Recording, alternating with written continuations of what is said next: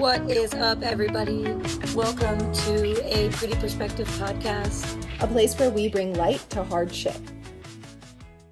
Welcome to our 11-part mini-series where we talk about 10 things you might not know about your brain. We invite you to come along with an open mind and learn beside us to start conversations that truly matter. 8. Oh, this is a good one. 8. I love the reaction. Number 8, you can borrow someone else's nervous system. Co-regulation is real. Your nervous system can sync with another person's breath, tone, and rhythm.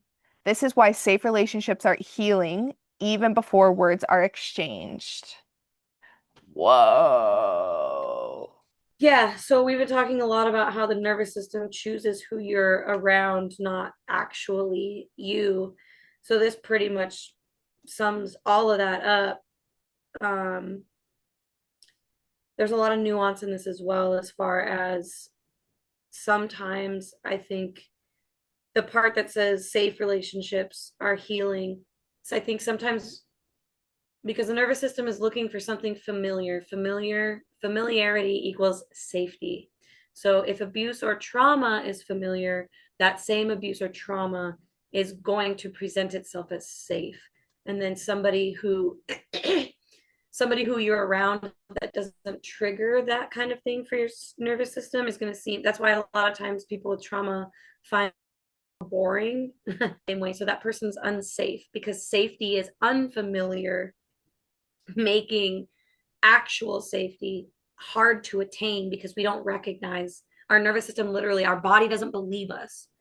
So that's why it's so important. That's why you also turn, you are the sum of the people you spend the most time with. So I don't know. I mean, we can get as complex with that or as simple as it is. I think we'll just leave it as simple as it needs to be. But yeah.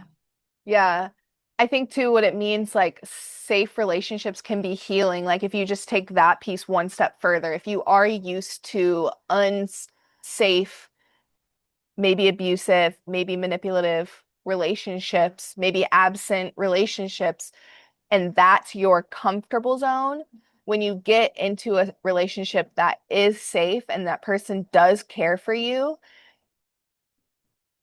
you can either fight it and let yourself self-sabotage, because that's what you'll do. You will try to create chaos, or you can heal, like this is saying, and you can really reflect on why you're acting the way that you're acting.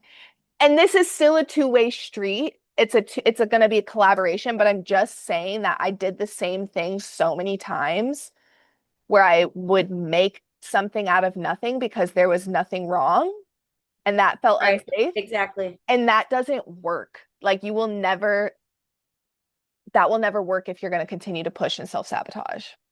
Because, well, you said something earlier too on one of the other questions. Man,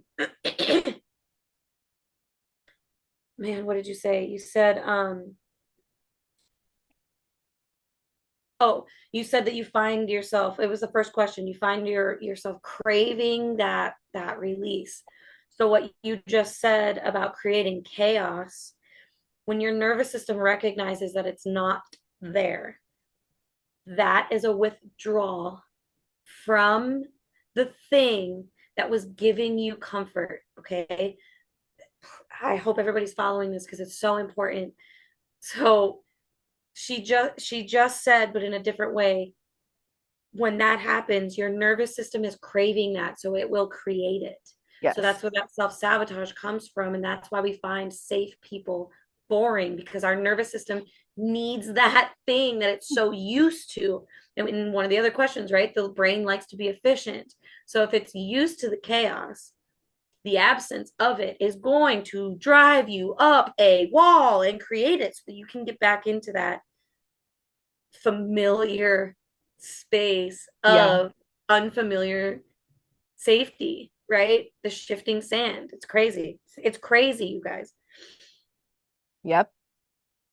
Thank you guys so much for listening, and to find more from us, you can find us on Instagram at prettyperspective_podcast and also on YouTube. Before we get ready to sign off here, remember that you are the light and you bring the glow, and we are a pretty perspective where we bring the light to hard shit.